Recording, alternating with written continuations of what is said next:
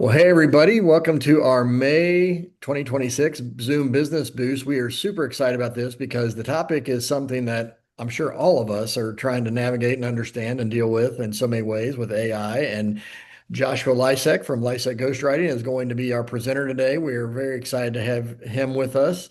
And we are going to just, I think, learn a lot. And hopefully, I know, Joshua, you teach pretty practical stuff. So I have a feeling it's going to be very usable right away if people really take it to heart and start implementing. So I'm going to turn it over to you and share anything you want about yourself and your business as well. We want to promote you, obviously, and what you do to help your clients, and never know who's out there that might need your services.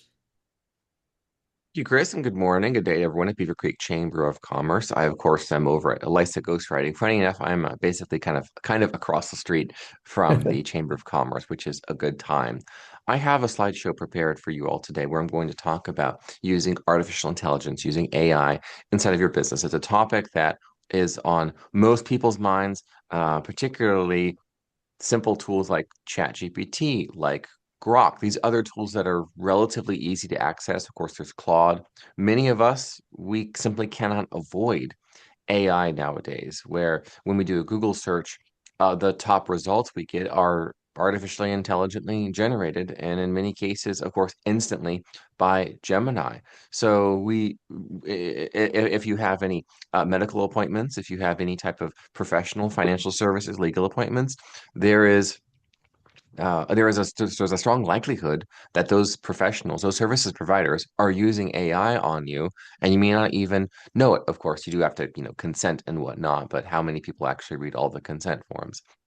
Artificial intelligence is more than a hey, come up with this funny cartoon where you have it generate an image, or hey, let's make this funny video, or let's make this funny sort of entertainment sort of tools. It's far more than an instant meme generator or write something up for me on this, because nowadays so much artificially generated written material all sounds effectively the same, but that is not what I'm recommending that you all necessarily use it for inside of your business.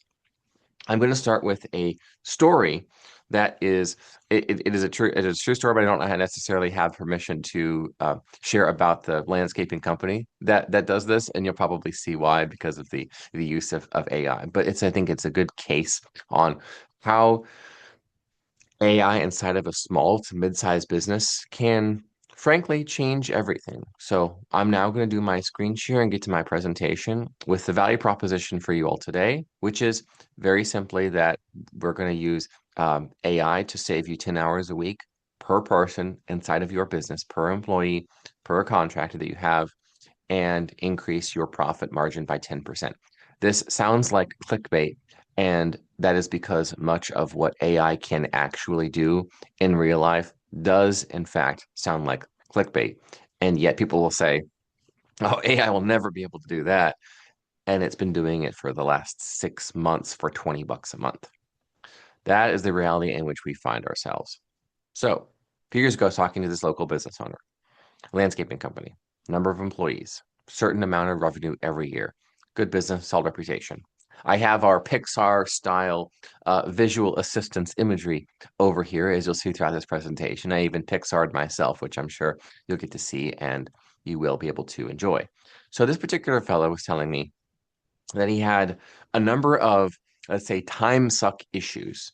If you are in business for yourself, you can relate to the time suck, the paperwork, let's say, flood, the deluge of administrative and otherwise managerial tasks from estimate scheduling, invoices, follow-ups, as you can see on your screen here.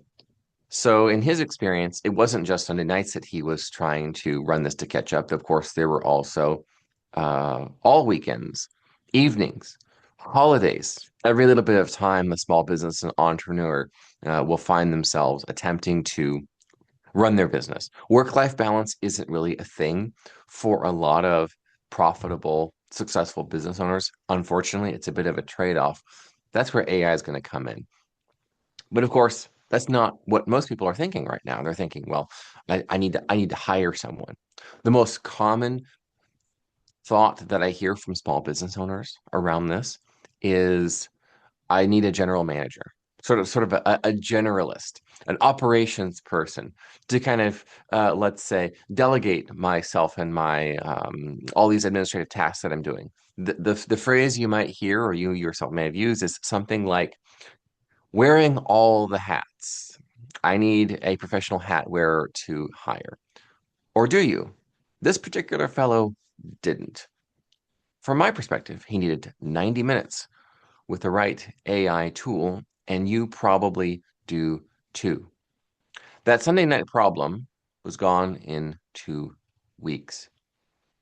Your host, the Pixard, as you can see on screen, Joshua Lisec. Little gist of myself and my expertise for those who don't know. I'm a New York Times bestselling author. I've ghostwritten more than 110 nonfiction books in just about every single industry you can imagine and those that you can't. I have been the confidant of CEOs, presidents, executives, politicians, investors, and philanthropists the world over for 15 years now. And I understand their issues all the way from a small business level where the small business owner is the one employee of the company, they're a solopreneur, on up to the CEOs that I've ghostwritten for and worked with within the Fortune 500 and the Inc. 1000. I've seen a little bit of everything. As for AI, I was able to experience GPT-2 in 2018. You might recall how ChatGPT, when launched in 2022, GPT-3 was ChatGPT that everyone started using. And wow, this is amazing. And then AI takes over everything. And OpenAI gets 100 million users in just a few weeks. Well, 2018, GPT-2 was released, and there was a write-up rather about it in something like The Guardian, I believe it was. And the output was terrible, but the output was written like the essay of a high schooler who hadn't actually read the book, and the assignment was due the following morning. So it was rather terrible, but it was good enough that I could see where this thing was going. And where this thing was going, of course, is going to be my industry, professional writing services, business communications, marketing, copywriting, these sorts of things. So I realized that I needed to get ahead of this tool. We could talk a little bit about that later if you like, kind of my own personal experiences, but I would rather add value to you and to the members of the chamber here and your employees by talking about ways to deploy AI inside of your organization to save each of you 10 hours a week and increase the profit margin of your company by 10%. Again, that sounds wild, over the top, unrealistic until you understand what AI can actually do. It's not just for creating funny memes or, as you see here, Pixaring yourself, editing a photo, an image. As cool as that may be. All right, let's get into the gist. From my perspective, AI is already shaping small business. This is not a thing that people can say, one day this will happen, one day we'll do this, a future sort of thing. Years from now, I've even had people say, oh, a decade from now, AI won't even be able to do the thing that it's already doing for your competitors right now. You just don't even realize it because you're not deploying it. The question is not whether it's going to impact you, your industry, your space, your company, your world, your bottom line. The question is, are you going to leverage it positively so that AI does impact you for the better before competitors do? Interestingly enough, I want to remind people that in business, your competition is not just other businesses in your space, it's people using ChatGPT, for example. So in my case, my competitors are no longer other ghostwriters. It's the good enough, really fast, super cheap alternative to a human writer in one of these writing tools. So my value proposition has to adjust significantly. And also do my services, my service offerings, what I do for people has to change significantly, as does my marketing. Again, we could talk about the Joshua Lisec experience with AI later if you like. I want to make sure that you come away from today with some practicality to get some immediate wins with AI, avoid some mistakes that I'm seeing a lot of people make when they're trying to clumsily, but with the right motivation, implement AI inside of their organization. And I want you to be able to strengthen the people that you employ, that you work with, so that you are augmenting rather than supplanting them. We want you to strengthen your people, not to replace them. There's a bit of a hard truth about AI that we have to comprehend before we go any further. And that's that AI is a bit like a photocopier. Okay, if you put a clean, sharp document in, you're going to get pretty much a perfect copy. But if you put in a crumpled mess, a wrinkled up piece of paper, something that was balled up and thrown in the trash, perhaps, and then try to unfold that thing and then take a photocopy of it, well, you're going to get a crumpled, smudged mess a whole lot faster. The metaphor, of course, is that AI multiplies your inputs. It does not necessarily fix them. You've heard the expression garbage in, garbage out. That really is what the experience of regular intelligent artificial intelligence users is. Basically, you get out of it what you put into it. Your output are as good as the prompts that you give it. I have an AI course actually right now that I'm teaching people how to edit AI, both edit your own prompts and edit the output so that you can actually use it, and that for all intents and purposes, you can copyright the content because you can't copyright, you don't own legally. This is from copyright.gov/AI. You don't own any of the output of AI if you simply copy and paste. You have to sufficiently creatively transform it so that you can own it. And also so that it doesn't sound like AI. But we're not talking about using AI for marketing copy or sales necessarily, anything like that right now that you use externally. We're talking about AI productivity inside of your company, inside of your small business, specifically to increase profit and to increase efficiency, so on and so forth. And we're going to talk a little bit about that. But for now, the point is that AI doesn't make businesses better. It can make them faster at being bad if you botch the prompts, if you just sort of play with it a bit. So, what I'm really getting at here is when I say garbage in, garbage out. If you give it vague instructions, you're going to get vague output. Weak processes result in faster weak processes. And as I pointed out, if we already have a poor communication system inside of our organization, internally, then we're going to get more of that a whole lot quicker. Now I want to give you some good news. If you know how to direct AI well, it can become the most powerful force multiplier your business has ever had. And that's what today is about. But before you touch AI, we're going to be a little strategic about it. Probably everyone in the Beaver Creek Chamber of Commerce wants to use AI, but there's a step in that implementation almost nobody talks about. A faster microwave doesn't fix a messy kitchen. It just heats up the mess faster. AI works the same way. Before you automate, you have to know what you're actually automating. Document what your people are actually doing first. Not what you think they're doing, not what their job description may have said, what they're actually doing every day, step by step. That's called a standard operating procedure, an SOP. Before an AI enters the picture, this alone changes everything. Some might be familiar with my book, So Good They Call You a Fake. Chris, do you want to unmute yourself for a second? Tell people about So Good They Call You a Fake. I've been dropping off and popping off copies You for have. chamber members here for about a year and a half. You have, absolutely. So we have some free copies here in the chamber office. It is a great book. I've read it twice and actually called you after reading it the second time and said, I want to actually pick your brain and learn from you. So we had a strategy session that you graciously offered to me. But yeah, it really is helping people. What I personally needed and what I liked is how you help in the book talk about your process of documenting from beginning to end what you do. And you actually said, I think in the book that it was something that's really from the IT industry or tech industry, right? Of, if you want this result, then what did you do before that and before that and before that? So a lot of what you're saying in your book is get clear on this very thing you're talking about before you really produce it and put it out in the world. So, yeah, your book is excellent. People need to read it in all business for because I think it helps just clarify your thinking and what you do offer to your clients. So it's not just about how do I write a book per se, right? It's like how do I actually communicate and my value and the strategies and the steps I take clients through. Yes, thank you, Chris. That's exactly correct. Because the so good they call you a fake value proposition is that by documenting everything that you do, the unique way that you do it, that will result in you being able to become methodical become repeatable, become scalable in that activity.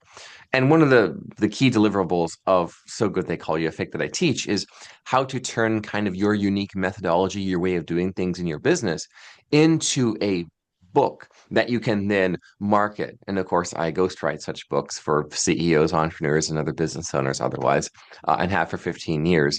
And that is the most valuable marketing and sales tool that you will ever have as a business owner is a book, because you wrote the book on this. There is no one else who can compete with that. You are able to justify higher fees, higher prices, of course. There are fewer objections and shorter sales cycles because every objection comes pre-handled inside of the book. People know exactly what they're buying. Specifically useful for B2B companies or complicated services, or even where people have what they perceive as a lack, a need, an issue, a service, but they're not exactly sure what to buy. How do you buy the help that you need? You can't, in some of these cases with B2B companies, you can't exactly go to the store and get out of a box the solution that you need for your complicated business or personal situation. You need some customization, some personalization. Well, fully documenting your process in a book allows people to understand your thinking, the way that you approach that unique business problem of theirs or personal issue, and therefore they can imagine, what might it be like if I hire this person to help me? Best sales and marketing tool you ever have is getting a book in print as a business owner, as an entrepreneur, as a professional marketer. A book is one implementation of documenting the way that you do things. But using AI is the other. When we first discussed this, Chris, had me doing a little workshop here for the chamber members for Beaver Creek on using AI inside of your business, I thought, well, I could give people some tips on AI prompts. And like I said, I have the AI course, of course. But before you get into any of that, really, you need to have everything documented first. Inside of, you call it your business operations manual, every standard operating procedure for how we do things. You have to document all that, because otherwise, what numbers are you going to connect and talk to each other? What software are going to play along? What could you automate? Where specifically can AI throughout your business be useful? And I even imagine myself coming into a company and talking to the CEO or the operations manager, the general manager, people who work in that company. Okay, we're going to deploy AI inside of our company, hypothetically speaking. Okay, Joshua, deploy AI for us. I've done that in my own business, by the way. I've implemented AI processes not to replace me. I don't have AI ghostwrite any of the material, but I use AI everywhere throughout my business internally to make everything so much faster and profit margin to increase, even in a business like mine, professional services ghostwriting, where there's inconsistent income, inconsistent top line revenue. I can still protect bottom line as much as possible and increase profit and decrease time in the company using AI. And again, not even to have it do my stuff for clients. I'm still the human ghostwriter. AI has been absolutely transformative for me and has replaced so much other manual labor type of activities, let's say, or at least in front of a computer. So if I were to talk to you as a business owner, how to implement AI, well, I need to talk to you about what exactly do you do here? Okay, so people buy this from you. How do they get to the point where they're buying it from you? What was the process for manufacturing it? Well, what about the maintenance? What about the inventory control? All of these things. If it's services based, how do you deploy services? What about cost? Artificial intelligence is particularly fantastic for being a sort of fractional controller for a company. Larger companies with complicated services and products will often have a controller. Companies who aren't quite there yet in terms of size to hire a person with a six-figure salary and more, uh, AI can often take the role of a controller. Just fantastic, fantastic. But we can get into some specifics in a bit. So speaking of procedures and optimization, I have found some numbers. Yeah, I have found some numbers. Without deploying AI, if you document and optimize your procedures or your processes, you will find a 20 to 30% productivity improvement just from that alone. Just from everyone knowing what they're supposed to be doing. All new hires, all old hires are on the same page. Literally the same page, by the way. Literally the same page. My career began in professional writing services, actually. People think it's ghostwriting. Not necessarily the case. One of the things I point out in So Good They Call You a Fake is that my first writing, let's say, work was documenting procedures at a telecommunications company, a technology company, actually. And one of the things that I was tasked with doing was to create a knowledge base, it's called. A knowledge base was basically uh, shall you say, operations manual for the entire company. So I interviewed every single person at the company, documented what they did, took screenshots of every single screen, and wrote instructions for how to do every single person's job. Get the hierarchy, the org chart. It took a few months, but I will say that the company sold for an untold, ghastly number of millions of dollars shortly after my time, which, by the way, was why I was brought in. Because when everything is documented of how you do things out of your business, you can make your business sellable when it previously would not have been, because all the information was locked up inside of your and your employees' heads. Another interesting thing to point out is, and you can speak to anyone who is a business broker. But the number that I've got is that a business operations manual, a complete business operations manual by itself, saying here's how we do things inside of our company. The manual alone is worth 50,000 US dollars. 50,000 US dollars, your business operations manual alone. So people who are thinking about selling their company, you can simply sell just a picture book for $50,000 of how you do things uniquely inside of your company. Talk to a business broker. They may give you a number even higher. That number I got back in 2019 from a small business development center director, not in this country, but in another country very similar to America, who runs these sorts of things. And that was their experience. Of course, if you want to sell your company, it is likely that you can get a multiple higher than what the assets, what the inventory are, what the property, real estate, other assets that you may have inside of your company. Well, what about customer lists, these sorts of things? If you can have everything documented, you significantly increase the value. And I didn't even put that on here, by the way, because the point is to keep your company, if you like to do so. But if you want to, if you want to, let's say, cash out and make this your your legacy and create that financial legacy and pass the company on to who comes next in the chain, then AI again is the fantastic way to do it. And we haven't even talked about using AI yet. We're only simply speaking about documenting what it is that you do in a business operations manual. When you standardize the onboarding procedures by writing out what you need to learn when you need to learn it, as I'm directing you now, then you get 67% faster speed for ramping up a new hire, getting them producing and performing in the way that you need them to. Documenting and automating all processes results in 40% approximately fewer errors. And if one error results in losing an account, losing a client, or creating a PR crisis, absolutely worth it. Optimizing documented workflows can allow you to create a 15 to 25% cost savings across everything, because you realize we're paying for stuff we don't need. We're paying for redundancies. We're paying for multiple software or multiple people to do the same thing.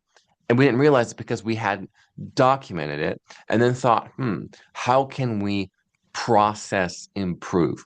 A name that process improvement and systems junkies will know very well is W. Edwards Deming, who was one of the individuals who helped rebuild Japan after World War II. That was specifically his job. His focus was in the automotive industry and on building factories, manufacturing in the automotive sector for post-war Japan. And in this case, it was basically a brand new industry in this country. How do you get everyone up to speed in a workforce that may be unfamiliar with North American automobile manufacturing processes? Well, you teach them those processes. You teach them those systems. You document everything meticulously and show everyone how to do everything in the order that you must do it. Created a multi-billion dollar industry almost, almost overnight in the one country that was impacted by nuclear weapons. Just an incredible turnaround for an entire nation as a result of documenting processes and procedures. It sounds like clickbait. It sounds like it's too good to be true, but that's why my book is called So Good They Call You a Fake. This stuff works when you work it.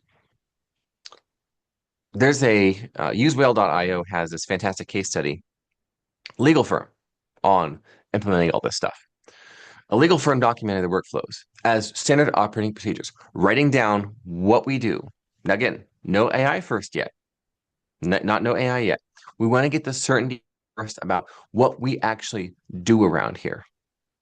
Each attorney went from handling one caseload to handling two. So the point is here, they were effectively able to double the number of cases they were each able to be the manager on and run at any given time. The same people with the same hours, they were able to double the output simply by documenting everything. What you do, you might have heard this expression of mental load, emotional labor. This sort of therapy speak has not necessarily entered our businesses yet, but it has entered our personal lives and our relationships. Mental load, emotional labor. Well, those of us who don't follow standard operating procedures and are kind of just going by instinct or habit, we have emotional labor and mental load in our businesses and running them by simply having to remember everything, remembering to check everything. And when you offload that, when you delegate that to a business operations manual, writing down how we do things step by step with no step skipped, you're finally ready for AI. Because you're not automating chaos anymore. You're automating, rather, a clean, documented, repeatable system. Someone like me can deploy AI inside of my company for great measure and effect because I documented everything. And the key is, I'm pretty much a solopreneur. I don't have an agency where I'm outsourcing this, that, and the other. I documented the way I do things for my own benefit, folks, my own benefit. And by seeing what I do, I realize what my redundancies are. What processes I've been doing for 5+ years that don't make sense anymore, that I can simply cut that out because it doesn't add any value to the client. And then I can also figure out where I can put AI into the company. Let's speak about you and what you may potentially be able to automate. I did my research and I found some examples that beyond my own company may very well apply to yours. Like documenting administrative workflows can potentially save 240 hours per employee per year. That's according to KissFlow. Leadership task documentation and then automation, 360 hours per year saved per leader. End-to-end process automation, where you can basically have AI do a number of things for you that had previously been done by people over a 3-year period, 248% return on investment in AI in that particular domain. And then in automated processes overall, looking at what are each of the tasks that we do manually. It has to be remembered. Someone has to go in there and check a box. Someone has to pull the spreadsheet and download it. Someone has to go into this software, grab some stuff, then go into that software, put it in there, hit some numbers. The 60% of companies who do this, who automate this, will see an ROI within a 12-month period, according to KissFlow. Just great stuff. Now let's add AI on top of your documented processes. So you document everything, and then you have AI play with it. Look at what specifically can we have artificial intelligence do.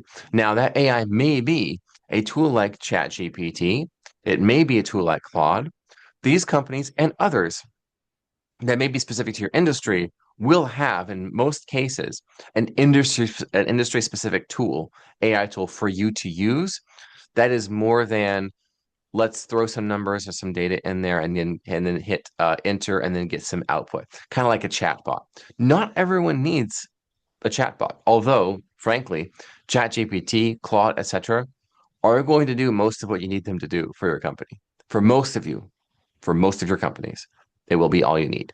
That said, there are some industry specific ones in case you're, let's say, a medical technology company or you offer medical services, healthcare, where there's HIPAA violations you obviously don't want to make by just putting people's case files, putting their healthcare data just straight up uploading into ChatGPT. Yeah, don't do that.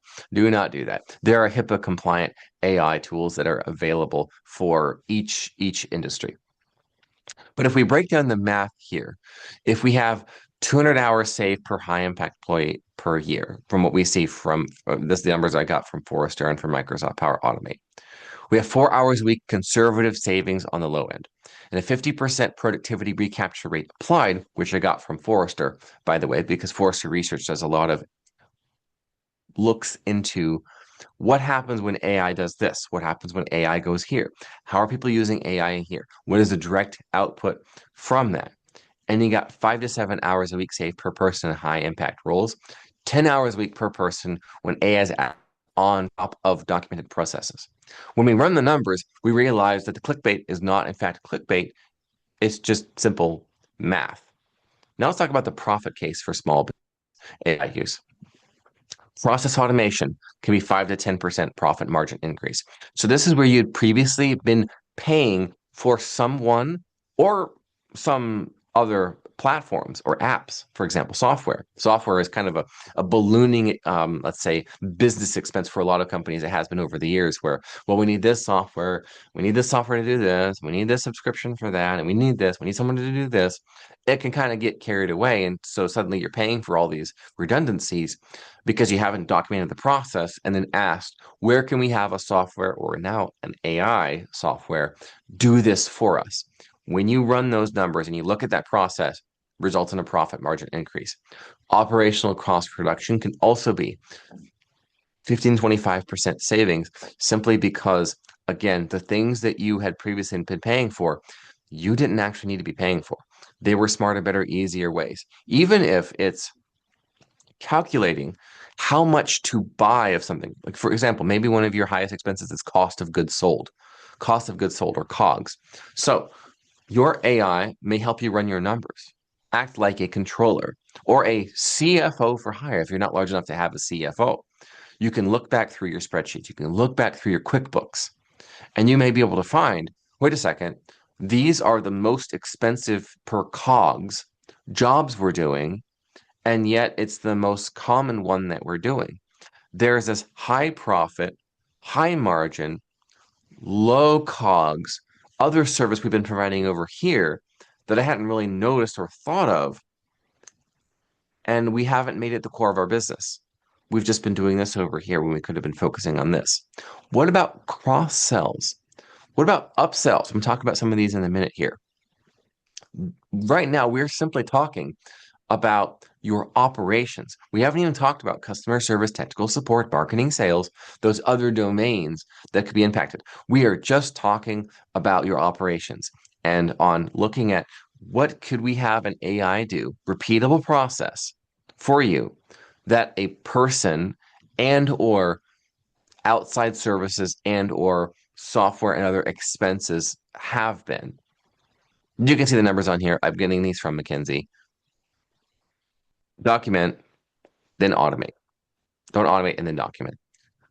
Talk about the sequence again. It's going to go like this for you. You document what is everyone actually doing. Then you standardize. Well, what is the best way to do that? You put that in your procedure. Because it could be you have, for example, in a department, on a team, people who are doing similar tasks in a similar role. You could have 3 people doing effectively the same output, but you realize one of them is 1.75x approximately more productive than the other 2 people. Well, you want the other 2 people to do it like this, do you not? But you don't know that if you haven't documented and then standardized. So after you standardize, you say, this is the way that we do things.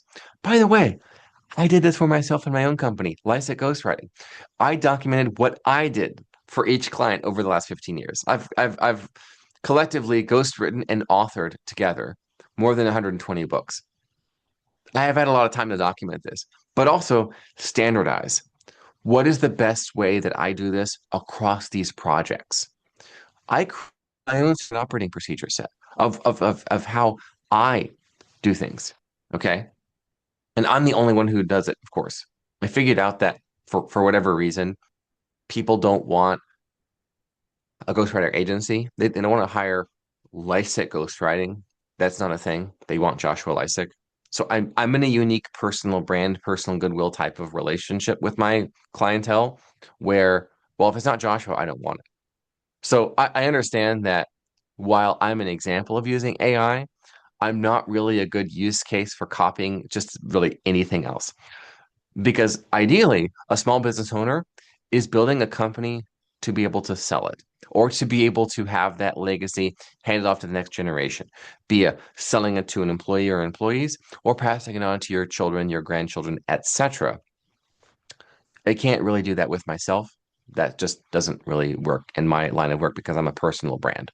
But again, even though that is the case, I can still speed myself up and keep myself from wasting time on tasks that don't make any sense, specifically from an operations perspective. After you've documented and you've standardized, we want you to automate. That is, which are the parts of what we do here can an AI do instead automatically during off hours or we're closed even that an employee had previously been doing that had to be done manually. That if I don't pay you to do it, it doesn't get done. Or frankly, if I don't do it, it doesn't get done. Those are places that you need to have AI come in and play. Okay. That's when you can scale. You expand from a solid foundation already. I've put together this report within this report, workshop within a workshop, you might say, of what I perceive to be the 5 highest ROI workflows for the absolute most of you, where AI can save you the most time, and time is money.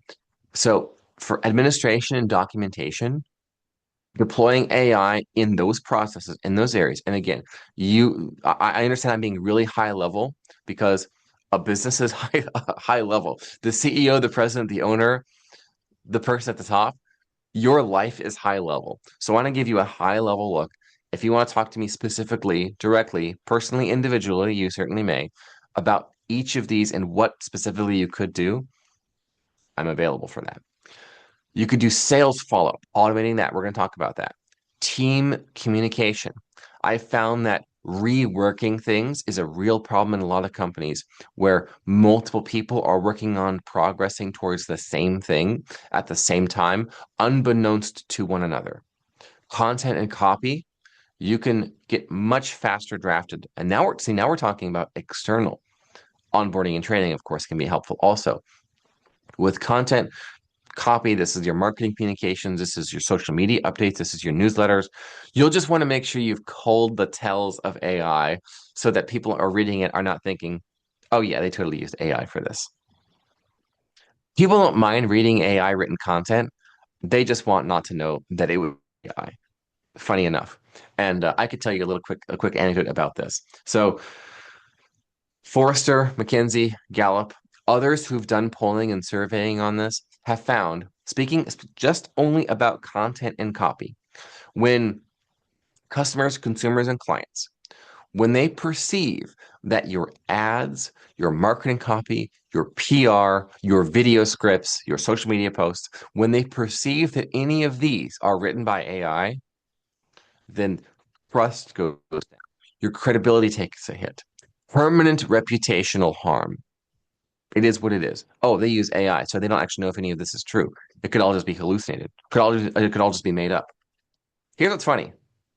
The New York Times ran their own survey of more than 83,000 paying subscribers to the New York Times. You know what they found?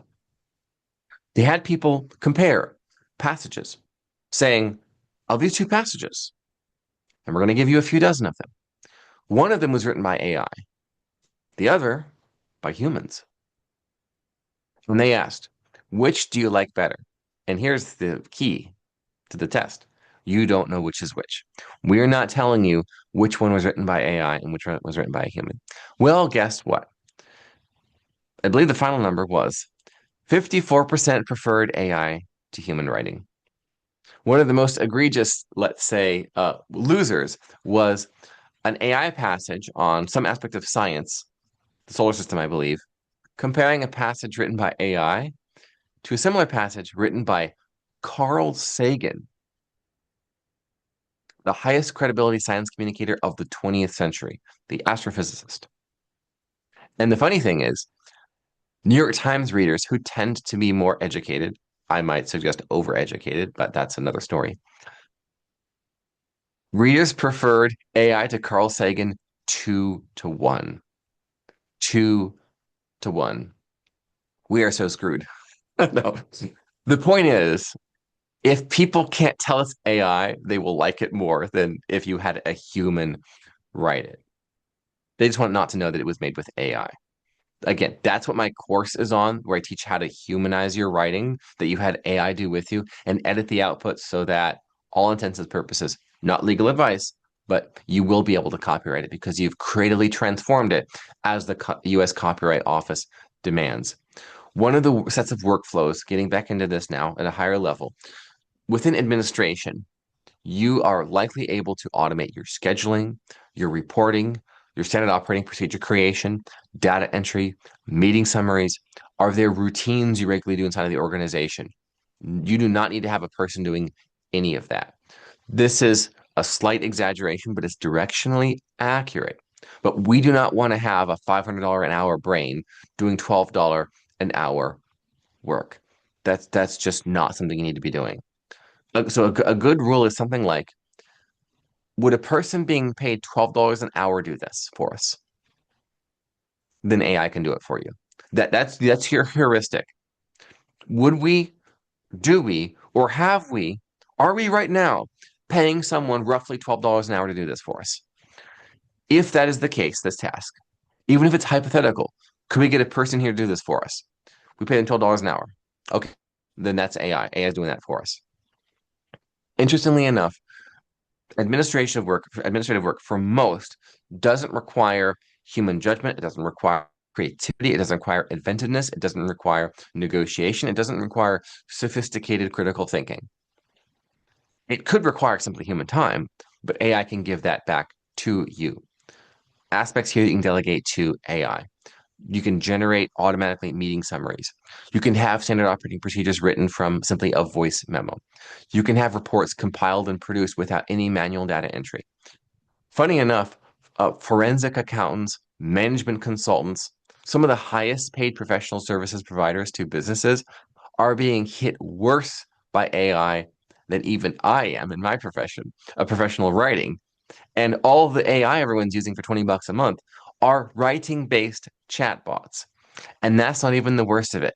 By the way, paralegals, AI effectively function as paralegals for 20 bucks a month. Now, just got to make sure you look up all the case law. But I know of lawyers who have either not hired new paralegals or have laid off their paralegals that they have had previously because AI for 20 bucks a month does a better job for them. And they read the cases anyway. They go through it anyway. So if there is a hallucination by Chat GPT, they would catch the error. The funny thing is, the errors that AI is making in forensic accounting, in law, in these highly paid professions, they're the same mistakes that humans make. That's really funny. AI is so sophisticated now, it screws things up the same way a person does. So when you have to review your work done by any of your people, you would review the work done by AI in the same way for the same reason. It just shows how far we are in this process. You could automate sales follow-up. I think this is probably one of the highest impact areas for you. We got our Pixar friend here on screen again. All right. 80% of business to business sales requires 5+ follow-ups. 40% of salespeople tend to give up after just one main follow-up. Fortunately, this is not something you have to ask your salespeople to do. You can automate it with some kind of AI. The money is just sitting there, yet most businesses are walking away from it because the follow-up feels like a chore. As the kids say, this is a massive L. Businesses are taking the L. Your salespeople are taking the L. Chris knows about that. AI can make your follow-up effortless, instant, and automated. You build the sequence once, and it runs it forever. You get to stop leaving money on the table, not because you got better at discipline. Okay, that's a big, especially in our world of everyone knows about the book Atomic Habits. If you just have the willpower, if you just have the discipline, well, AI just makes that not a thing. The robots aren't all that bad. Most businesses are losing on sales that they should have closed simply because of lag. They're too slow to follow up. They're too inconsistent to stay top of mind. They're too busy to personalize every touch point. I expect that I could completely transform a single small business just simply by spending an hour and a half with the whoever your chief revenue officer is. So many businesses won't have a CRO, but they'll have someone who's in charge of sales. So who is in charge of sales inside of your company? Give me 90 minutes with them and I will fix everything for them. That's how powerful AI is. Even if I don't know you, I don't know your company, I don't know your sales team, your sales staff, any of that. Here's an example of what AI powered follow up can look like. You generate personalized emails in seconds. You can deploy these sequences automatically, and your CRM notes are summarized instantly, and it's all updated every time. So imagine this, every time you talk to a prospect, to a salesperson, everything about that conversation, the key takeaways are generated instantly as high value report notes, are uploaded into the CRM, and then the follow-up sequence of what exactly to say is is automated instantly, and it's personalized with just a few clicks. But again, before anything ever goes out to clients, to people outside your company, you have to have it checked by a human and edited even lightly so that it doesn't read like it was written by AI. People, I will say it again, people prefer AI content if they think a human wrote it. That's just the way that things are. I'm not about here to moralize. I'm here to monetize. Let's talk about team communication also. Reworking things is one of the most expensive hidden costs inside a small business. The root cause is almost always going to be inconsistencies. But AI can turn vague instructions into clear briefs. It can flag gaps before the work begins, and it can create checklists that leave no room for interpretation, resulting in less rework, fewer delays, and simply just correct execution the first time. There are a number of tasks that take too long if we're looking at this. Okay, this is our fourth of the five simple sample workflows. Writing proposals, summarizing meetings, drafting job postings, writing follow-up emails, building project briefs. Many cases are multiple people are working on these tasks all at once, sometimes via Microsoft Teams or Google Drive or Dropbox. And so it's sort of, well, multiple people are working on this. It's kind of assigned to several people, or even myself, but I got things to do. Well, why don't you just have AI do it? Just have AI do it. Again, you make final judgment. Before anything gets deployed, inside or outside the company, you got to have a person read it first. Quick anecdote. There have been a number of lawyers who filed motions or they've made arguments before judges in various aspects of law, citing case law, but they didn't double check it. They got too cute. And they ended up citing cases that had later been overturned or that lost on appeal. They could have checked that out in a matter of seconds. Seconds. Just because you're using AI doesn't mean humans are out of the process entirely. I will say again, people like AI better if they don't know it's AI. Oh, isn't that unethical? Isn't that talk to your preacher, your priest, your pastor, your imam about, okay, I don't, that's not for me. That's not for me. I'm here to help you make money, make more money faster. All right. Save time, save money, make money. Joshua Lisec. Workflow number five, standardizing output. Imagine your best employee contrasted to your average employee. Funny enough, all of the research we see is that AI is consistently found to be most useful, most helpful to the lowest performers in a company, to the least experienced. You could call it an equalizer or an equitabilizer, if that makes any sense. I think it does to some of you. High baseline system, repeatable. You find what the best output is from your best people. You create a repeatable template. You deploy it to everyone. Everyone is now starting from the same place. It takes your good and makes them better, your better and makes them best, and your best and make them bester. This is why people pay me the big bucks. Make up new words. Before you post a job listing, okay, this is also somewhere that your AI can be useful. You might feel overwhelmed, so you just want to hire away the problem.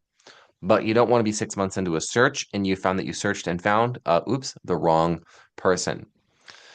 I've called this before the phantom employee problem. This is when I realized that a lot of business owners They want to take away their problem by hiring new people, whatever the problem may be inside of their operations or organization.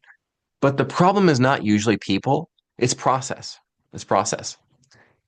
This is where AI can be most useful to you. If you just want to make the problem go away, well, AI may actually be able to do that for you.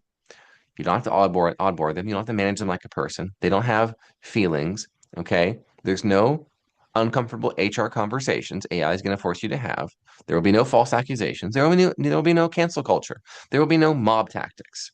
You don't have to pay benefits for them either. All right. It just works. But again, you have to understand what it can and cannot do. So before you post that job listing, first ask which tasks in our business are slow right now because of an inefficiency, not because of a volume, not because there's just so much to do. Are there workflows that AI can handle for you now without necessarily adding headcount? Where you're paying 30, 40, 50, 80, 100K plus?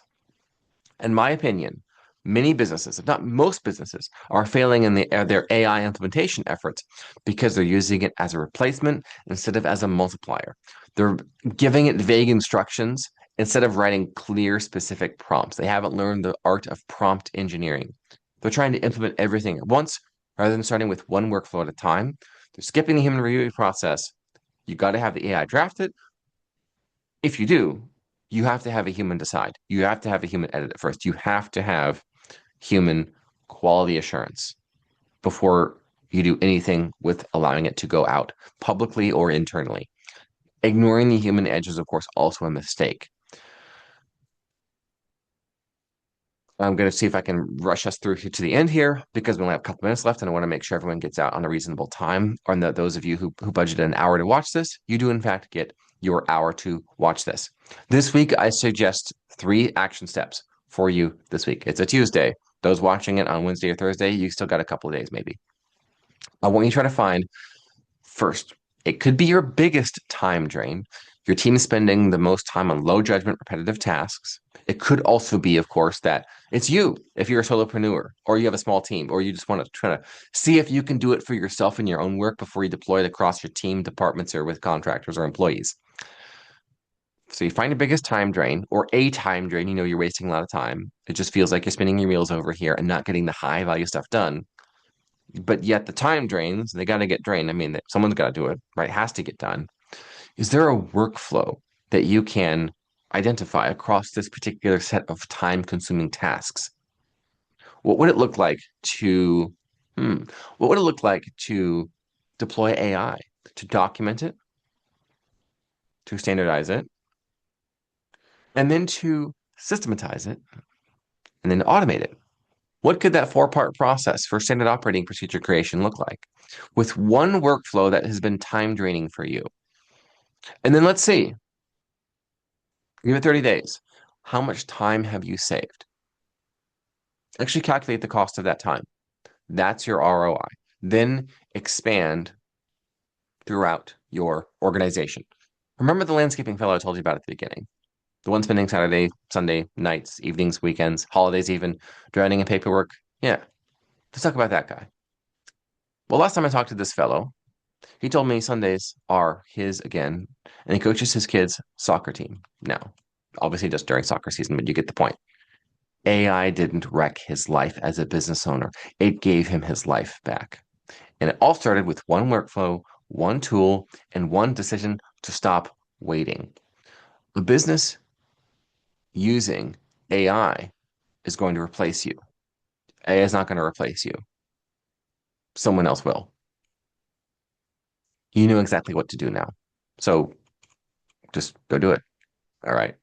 Here's my little closing bit. And I want to read this to you because I think this is, for those of you who want to know a little bit more about me, I wrote that long before AI became a household topic, I predicted that the writing profession would be one of the earliest high impacted zones. What I began to do starting in 2018 is expanding my scope, working in more types of projects, projects that would be more difficult to deploy AI in. And funny enough, one of the things I do now, of course, is I talk to business owners about using AI inside of their companies, just like I have been doing inside of mine. even though I'm not having AI replace me. It's replacing everything but me. You can go to lisecghostwriting.com/meet if that's what you want to do too. I will say it one more time. AI does not replace me. It replaces everything but me. And that's my suggestion to you with deploying AI inside of your company. Don't have it replace your people. Have it replace everything but your people. Mm. Thank you, Chris. Thank you, Beaver Creek Chamber of Commerce. Got a couple Hey, minutes this, here, so it's up to you yeah. now, Chris, where you want to go from here. Yeah, I was just gonna say, hey, thank you. This is amazing. It, gave me, thankfully, I've been paying attention for a while and I've been kind of learning a lot of things you've mentioned, but there were definitely a lot of nuggets that you shared, I think, that are so actionable that people just really need to jump in and do. One thing I was thinking too, Joshua, is, a lot of times if you think, like you said at the beginning, like you were talking high level, but even if a company isn't even deploying AI necessarily in their company, but I'm an employee at that company, there's things I can do to help myself be a better employee, right? Like, so I might be a salesperson, I might be an admin person or whatever the role might be. But I think that could be something too that people ought to be thinking about. If you're not the one making the decisions for the company at large or the department at large, start thinking about maybe how you can do it personally. Would you agree with that? I think so. Yes, yes. There will just be the concern that you don't want to put anything into the AI that could Correct. basically jeopardize your compliance, you know. So you don't want to upload anything or share any trade secrets, client information, customer data. Certainly not Sure. healthcare records if you're in that kind of a business or, otherwise client files. Don't want Mhm. to do that. Don't want to do that at all. But you can use it for brainstorming, certainly. Mhm. Yeah, absolutely. Because that's what I was thinking is, if I'm doing like emails and different things, if I need to do client follow-up, if I need to do automate some things that gives me time because like you said, just doing notes after meetings with clients or prospects and just trying to keep all that summarized and in good standing, I think is huge. No, this is awesome. I think what I really like too, Joshua, that you're mentioning is where I think a lot of people probably do go wrong is they don't do the document first and they just want AI to create the thing before they ever document what they're doing. So I think that's a really good point you made today as well. So I think that's huge.